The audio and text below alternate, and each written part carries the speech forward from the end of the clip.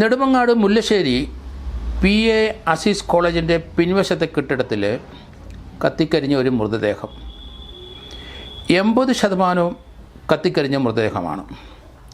College main കെട്ടിടത്തിൻ്റെ പിൻവശത്തെ പഴയ കെട്ടിടത്തിലാണ് ഈ മൃതദേഹം കാണപ്പെട്ടത്.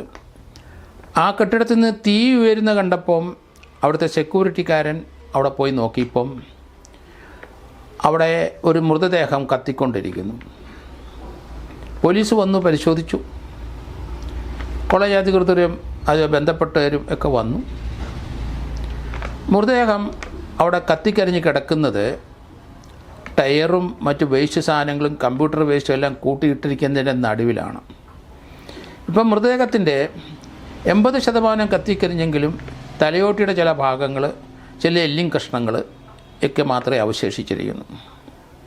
80% കത്തിക്കരിഞ്ഞു പോയിരിക്കുന്നു എന്നുള്ളതാണ്. ഇതിനകത്ത് ദുരൂഹതയുണ്ടെന്ന് മന്ത്രി GR അനിൽ പറഞ്ഞു കഴിഞ്ഞു. പക്ഷേ PA അസീസ് കോളേജിലെ ഉടമ താഹയുടെ തന്നെ മൃതദേഹമാണ് എന്ന് തോന്നത്തക്ക വിധം അദ്ദേഹത്തിൻ്റെ കണ്ണാടി അടുത്തിരിപ്പുണ്ട്, അദ്ദേഹത്തിൻ്റെ മൊബൈൽ ഫോണും അടുത്തുണ്ട്. ആ കെട്ടിടത്തിൻ്റെ വെളിയിൽ അദ്ദേഹത്തിൻ്റെ കാറ് കിടപ്പുണ്ട്. അതുകൊണ്ട് സ്വാഭാവികമായും താഹ തന്നെയാണ്, ഉടമ തന്നെയാണ്, പുള്ളി മിസ്സിങ്ങുമാണ്. പുള്ളിയുടെ കാർ അവിടെയുണ്ട്. അപ്പം നമുക്ക് പ്രഥമ ദൃഷ്ടിയിൽ ഇത് അദ്ദേഹം സൂയിസൈഡ് ചെയ്തിരിക്കാം എന്നേ കരുതുന്നത്. അദ്ദേഹം 2000 കോളേജ് തുടങ്ങി, എഞ്ചിനീയറിംഗ് കോളേജ് തുടങ്ങി. 2015 ആ കോളേജിൻ്റെ അഫിലിയേഷൻ റദ്ദ് ചെയ്തു പോയി. പിന്നീട് ഇപ്പോൾ അവിടെ ഒരു പോളിടെക്നിക് കോളേജ് മാത്രമേ ഉള്ളൂ. വളരെയധികം സാമ്പത്തിക ബാധ്യതയുള്ള വ്യക്തിയാണെന്നാണ് മനസ്സിലാകുന്നത്. അതുകൊണ്ട് സ്വാഭാവികമായിട്ടും സൂയിസൈഡ് ചെയ്യാം. സാമ്പത്തികമായ നല്ല ബാധ്യതയുള്ളതുകൊണ്ട് പലരിൽ നിന്ന് പണം വാങ്ങിച്ചിരിക്കാം. വാങ്ങിച്ച പണം കൊടുക്കാൻ പറ്റാത്ത അവസ്ഥയിലും വന്നിട്ടുണ്ട്. ഇതിലെന്തെങ്കിലും അപകടമുണ്ടോ? പോലീസ് ചിന്തിക്കണം. മന്ത്രി GR അനിലും ഇതിനകത്ത് ചില സംശയങ്ങൾ രേഖപ്പെടുത്തി. കാരണം ഇദ്ദേഹം സാമ്പത്തികമായ വലിയ ബാധ്യത ഉണ്ടെങ്കിലും ആത്മഹത്യ ചെയ്യാനുള്ള സാധ്യതയുണ്ടോ? അദ്ദേഹത്തിൻ്റെ കണ്ണാടിയും അതുപോലെ തന്നെ മൊബൈൽ ഫോണും കാറും അടുത്ത് കിടക്കുന്നതുകൊണ്ട് അദ്ദേഹം ആത്മഹത്യ ചെയ്ത് കളഞ്ഞു എന്ന് നമ്മൾ ചിന്തിക്കേണ്ട. മരണകാരണം എങ്ങനെ അത് കണ്ടെത്തണം. കാരണം കിട്ടിയ അവശിഷ്ടത്തിൽ നിന്ന് അത് കണ്ടെത്തി DNA നമുക്ക് എടുക്കപ്പെടും. അത് താഹയാണോ ഇല്ലയോ നമുക്ക് പറയാം. അദ്ദേഹത്തിൻ്റെ മകൻ അവിടെ വന്നു, അദ്ദേഹത്തിനെ കാണാനില്ല എന്നും പറയുന്നുണ്ട്. അതൊരു സൂയിസൈഡിലേക്ക് പോയതാണോ, അതോ പണം കൊടുക്കാനുള്ളവരാരെങ്കിലും എന്തെങ്കിലും ചെയ്തതാണോ? അതൊക്കെ നമ്മൾ ഈ കേസിനകത്ത് പ്രാഥമിക പരിശോധനയിൽ തന്നെ അത് മനസ്സിലാക്കി മുന്നോട്ട് പോകണം.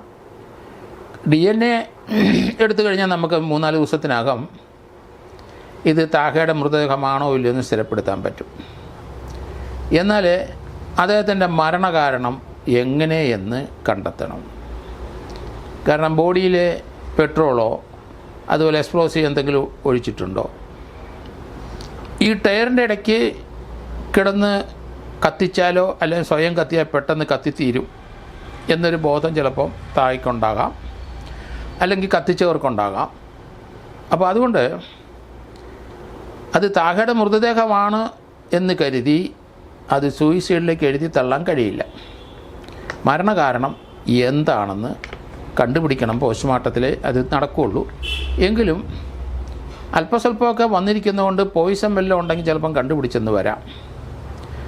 അതേസമയത്ത് ഇൻഡസ്ട്രിയിലെല്ലാം കത്തിപ്പോയിരിക്കുന്നതുകൊണ്ട് വിഷം കൊടുത്തിട്ടുണ്ടോ ഇല്ലയോ എന്ന് ഉള്ളിൽ അങ്ങനെയുള്ള വിസ്രയിൽ നിന്ന് ലഭിക്കാനുള്ള സാധ്യതയും വളരെ കുറവാണ്. പിന്നെ അതിനടുത്ത് മാരകമായ ഏതെങ്കിലും പരുക്ക് അദ്ദേഹത്തിന് ഏറ്റിരുന്നോ, അത് അവശിഷ്ടത്തിൽ നിന്ന് അത് കണ്ടെത്തണോ? അവിടെ എന്തെങ്കിലും രീതിയിലുള്ള ആ പരുക്കോ എല്ലാം ഉണ്ടെങ്കിലേ നമുക്കതിൽ നിന്ന് പ്രയോജനം ഉണ്ടാവുകയുള്ളൂ. എന്തായാലും അദ്ദേഹത്തിൻ്റെ കഴുത്ത് ഭാഗങ്ങളിൽ കുറേയൊക്കെ ലഭിച്ചിട്ടുണ്ടെന്ന് ഞാൻ കരുതുന്നു. തലയോട്ടിയായിട്ട് അവശേഷിച്ചിട്ടുണ്ട് എന്നും വാർത്തകൾ വരുന്നുണ്ട്. ഏതായാലും ഒരു ദുരൂഹ മരണം തന്നെയാണ്. മരണത്തിൽ സംശയം തോന്നാം.